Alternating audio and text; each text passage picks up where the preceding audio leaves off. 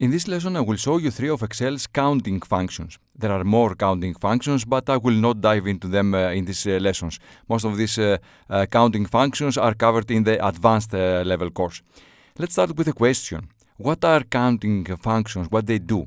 They are functions that can count how many cells contain something that I want within a cell range. For example, in the cell range bit 2 to bit 10, how many cells contain numerical values, or how many cells are not empty, or how many cells are empty.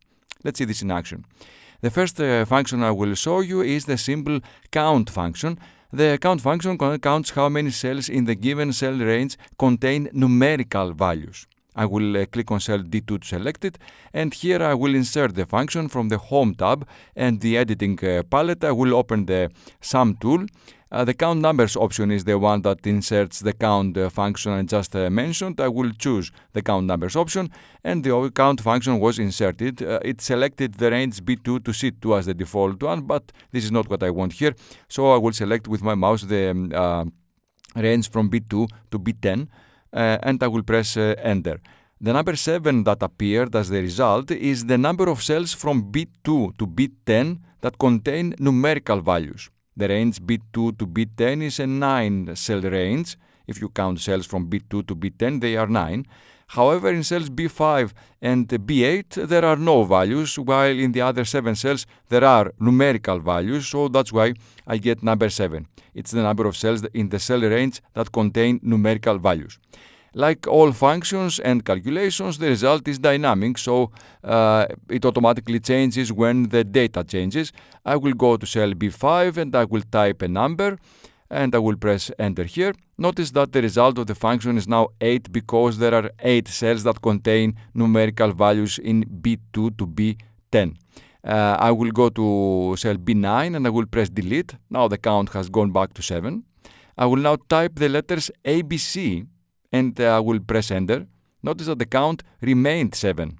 The count function counts cells that contain numerical values, not any value, not only numerical, so putting a text value in a cell will not include that cell in the total count.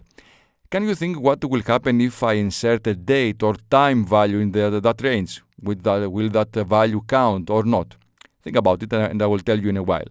Let me now explain why it might be interesting to count how many numerical values exist in the cell range. There are many reasons you might want to do this. Let's take this worksheet, for example. It would be useful to have a way to check if there is a price next to each product. Now you might say that here are 9 products. I can see next to them whether they have prices or not without needing a function. But imagine this list is 1,000 products or 10,000 products. It is easy to forget to type a price or type something different than the number. How can you check? Will you check 1,000 products one by one or 10,000 products one by one?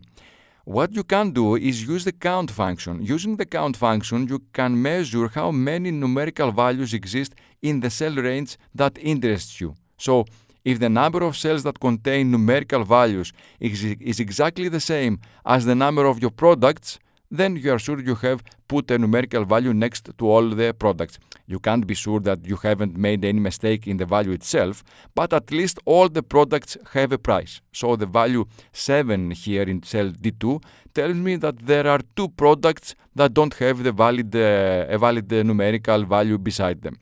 Of course, there are many other uses. I just mentioned one because when someone sees a counting function for the first time, they might think that they don't have many applications, but that's not true. Therefore, with the count function, you have the ability to get the number of cells that contain numerical values in a cell range. So, what happens with dates and time? If you answer that they are also included in the count, then you are correct.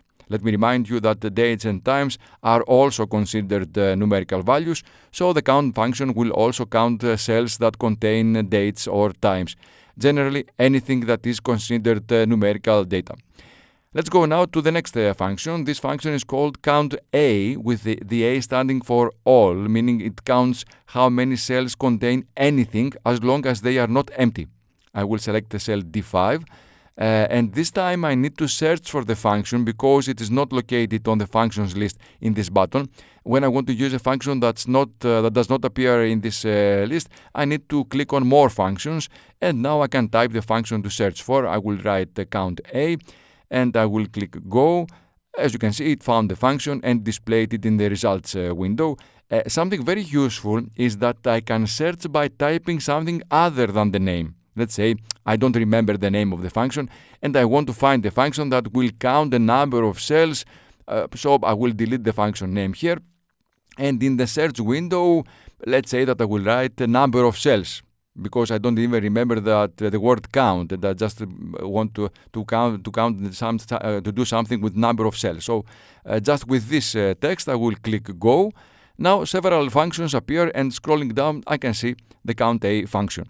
Generally, in Excel, you need to know the names of the functions because it's definitely easier to locate them when you know the name. But Excel gives you some search tools. If you decide to continue with the advanced level courses, you will see that there are several other ways to find functions because Excel contains thousands of functions and it's not easy to remember them all by heart.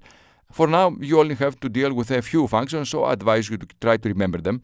But let's return to the count A function, which, as I said, gives you the number of cells that are not empty. So I will select it from this list and I will click OK. Now with my mouse I will select the range B2 to B10 and I will click OK. The result here is 8 because there is only one empty cell. Notice the difference between the result of the count function in D2, which gives 7 as the result. I will select cell B4 and I will press delete to erase it. As you can see, the 8 turned into 7 for the count A function, and the result of the count function also decreased up here. I will type some text here and I will press enter, and notice that the count A function counted that value while the count function did not. The last function I want to show you in this lesson is the one that counts the number of cells that are empty. It's the COUNTBLANK function. I will select cell D8 and I will locate the function in another way. I will type the equal sign and I will try to enter the function myself, and I will start typing COU. You can see that the COUNTBLANK function appeared. So if I know the function name, I can find it this way, and keep in mind that the search will work even if I don't remember how the function name starts. I will delete these letters and I will write BLA from blank.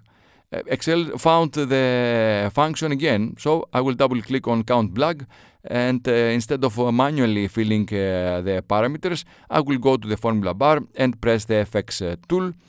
For the range, I will select with my mouse the cells B2 to B10 again, and I will click OK. The number 1 tells me that in this range only one cell is empty. That is, there is only one cell that doesn't contain anything at all inside.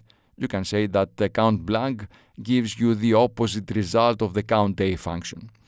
So 3 functions you need to remember from this lesson: the count function, which gives you the number of cells that contain numerical values, including dates and times, which are also numerical values; the count A function, which gives you the number of cells that are simply not empty; and the COUNTBLANK function, which gives you the number of cells that are completely empty, with containing absolutely nothing else. That's all for this lesson. Thank you for watching.